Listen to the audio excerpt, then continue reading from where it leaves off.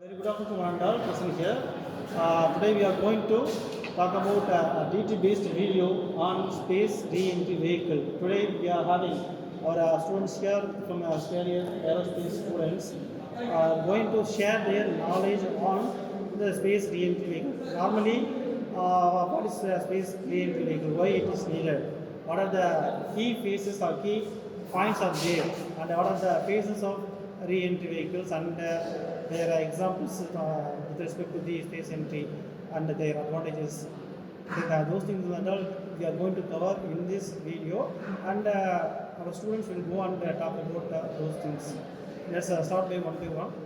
So good afternoon, I'm Sharif and I'm here to talk about the re-entry of the vehicle, of the spacecraft specifically. So when the spacecraft comes from the atmosphere, like it's not, like you might think it's not a big deal, but a lot of physics happens there. Like when the spacecraft re-enters through the atmosphere, it travels at Mach 5, which is 5 times faster than the sound speed. At that speed, the outer surface of the spacecraft reaches around 3000 degrees Celsius, which is around 5000 degrees Fahrenheit, which would melt most of the metals and composites. And we should overcome it. And there are like various machines like uncrewed and crewed, and each of it has its own set of materials and components, which will be more efficient depend on what we use, because like there will be more important payloads like rocks from the moon or Mars, or samples from the Mars dust, Mars soil and stuff, and it should not be destroyed when re-entering to the atmosphere at that speed. So it should be it should be protected with like various stuffs, and those various ways how we would protect the spacecraft while it's re-entering will be discussed by my friend Bhavya. Good afternoon everyone. I am here to talk about the basic concept of re-entry vehicles. When a spacecraft comes back to the Earth, it moves very fast. It moves very fast. That is, when it is from the low Earth orbit, it is around 7.8 kilometers per second, and when it is from the Moon, the speed is about 11 kilometers per second. As it enters the atmosphere, the speed energy changes into heat, making the air around it extremely hot. The re-entry depends on three main things, that is speed, angle and the air density. If the angle is too steep, the aircraft burns down completely, and if it is too shallow, it skips the atmosphere. Astronauts also feel the accelerating force, which is around 3 to 8 times higher than their own body weight. So re-entry must be careful, and it is to be controlled to keep the spacecraft and astronauts' life safe. I explained that. So good afternoon everyone, I am Damayanti and I am here to talk about thermal heat protection systems. So the thermal protection systems TPS, there are three types: ablative shields, reusable tiles and composite materials. In ablative shields, the material burns and peels down and it carries the heat away.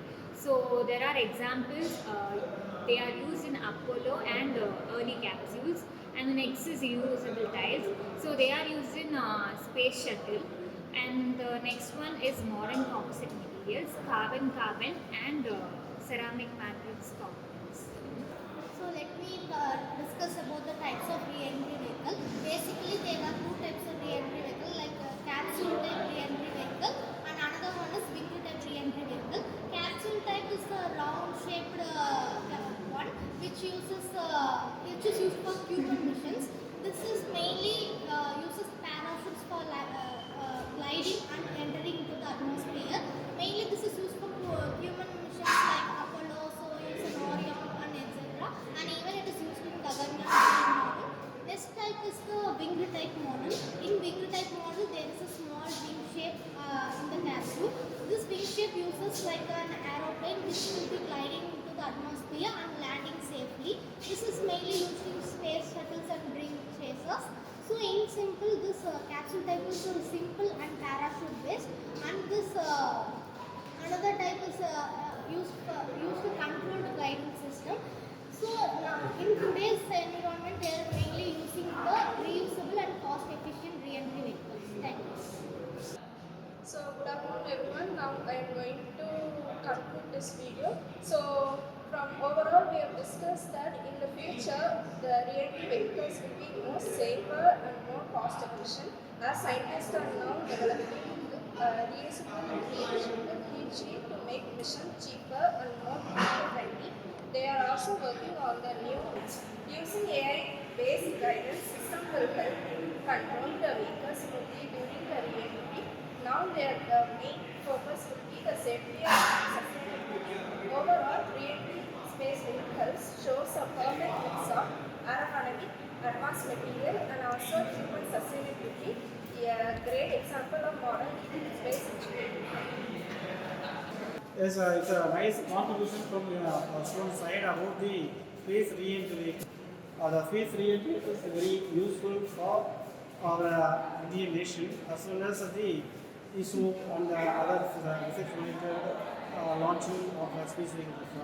And what are the types as well as the key features, everything has been explained by our students here.